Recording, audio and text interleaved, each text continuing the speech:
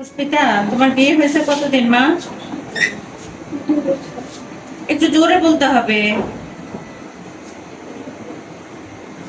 2 বছর। 2 বছর। এটা তোমার প্রথম বাচ্চা? আগের বাচ্চা আছে? নষ্ট হয়ে গেছে? আচ্ছা, আগে একটা বাচ্চা নষ্ট হয়েছে, এটা দ্বিতীয় বাচ্চা। কয় মাসে নষ্ট হয়েছে? 2টা নষ্ট হয়েছে। 2টা নষ্ট হয়েছে। এটা তোমার 3 নাম্বার বাচ্চা। শেষ মাসে কবে হয়েছে?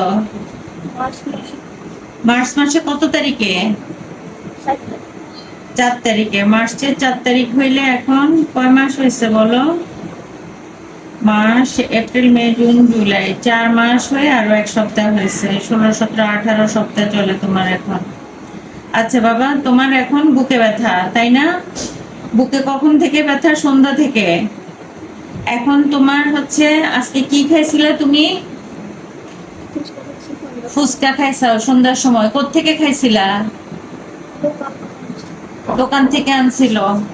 তো আমরা যে সব সময় বলি ডাক্তার দেখাও নাই কখনো? আসলে ডাক্তার দেখাচ্ছি এবারে 1 মাস। 1 মাস থেকে ডাক্তার দেখাইছিলা, কিন্তু কোনো ডাক্তার বলে নাই তুমি এই যে ফুচকা, চটপটি, রাস্তার খাবার এগুলি খেতে পারবে না? এটা বলছিল কেউ?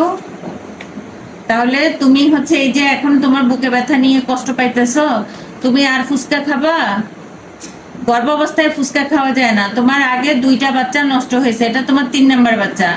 কেন খাওয়া যায় না? ডায়রিয়া হইতে পারে, এখন তোমার বমি শুরু হইতে পারে, ডায়রিয়া হইতে পারে বুকে ব্যথার পরপরই। বুঝছো না কথা? এরপরে কি হইতে পারে? ডায়রিয়া, বমি, পাতলা পায়খানা, হেপাটাইটিস, তারপরে জ্বর হইতে পারে, টাইফয়েডের জীবাণু ঢুকতে পারে।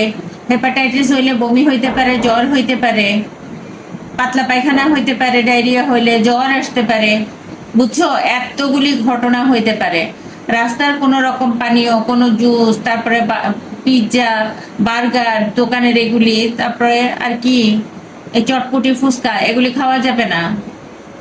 এগুলি খেলে অনেক রকম জীবাণু ঢুকতে পারে মানুষের শরীরে। এই যে তোমার এখন বুক ব্যথা করে, আমরা এখন বুক ব্যথার ওষুধ লিখে দিচ্ছি, তোমাকে ভর্তি দিচ্ছি। ঠিক আছে।